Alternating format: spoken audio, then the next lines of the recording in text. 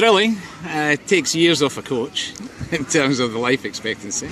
We're a little bit disappointed at the goals that we did concede. Happy about the goals that we scored, but at this level, you know, we need to be putting the game to bed when we're getting in front. Last year especially, there was a lot of talk about, you know, perhaps the Heat aren't the best side in the region. Do you think you've put that to bed tonight?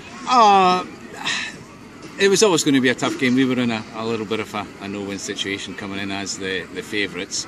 Mareeba, give them their due, they played a great game. They played to their strengths and, you know, deservedly took the lead early in the game, and we were kind of chasing a little bit after that. How do you describe the physicality of that match?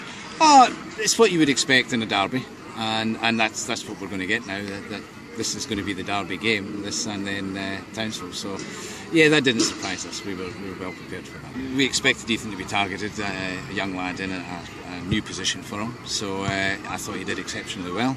He dealt with most of what was thrown at him, and there was a lot thrown at him. Thomas, that's what we would expect from the captain out there. Pretty dominant in the air at the back there.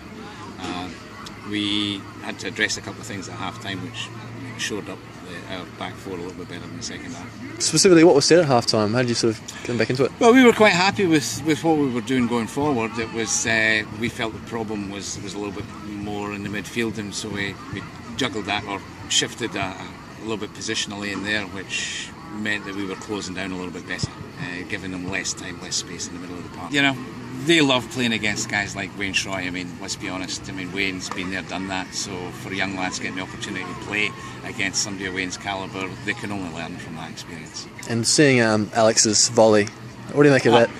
As we just said to him, technique. It all comes down to technique and skill. And if any young kids are watching it, that's why you practice. That's why you train 2-3 nights a week, so as that you get that opportunity on a Saturday, you can put it away. And how good is this win in perspective of what happened this week, the alleged turmoil and all this going on? Well, again, it shows that a lot of that is sadly the press, so it makes good news for people.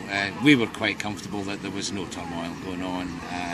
Peter was the first to put his hand up and say that he was too busy. I mean, he was struggling time-wise. Martin had been actually helping him a little bit at training anyway, running the odd session for him, so it was no big surprise for the lads with Martin stepping in.